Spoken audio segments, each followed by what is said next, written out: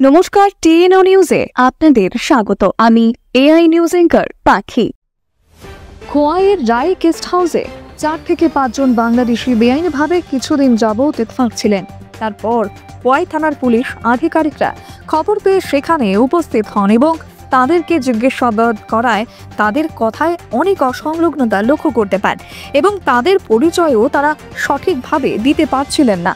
তবে তাদেরকে যখন পুলিশ আধিকারিকরা জিজ্ঞেস করেছিলেন যে তারা ঠিক কী কারণে ভারতে এসছেন, তাদের কাছ থেকে শুধু এটাই জানা গেছে যে তারা কিছুদিন পূর্বে দিল্লিতে গেছিলেন কিছু কাজের জন্যে।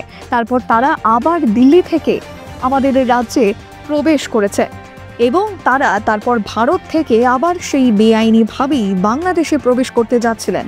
ঠিক সেই সময় খোয়াই থানার পুলিশ আধিকারিকরা খবর পেয়ে তাদেরকে গ্রেপ্তার করে নিয়ে আসেন খোয়াই থানায়। তবে আদৌ ঠিক কী কারণ ছিল এখনো পর্যন্ত জানা যায়নি। তবে পুলিশ আধিকারিকরা কিন্তু এই ঘটনাটির তদন্ত করে মামলা করেছেন।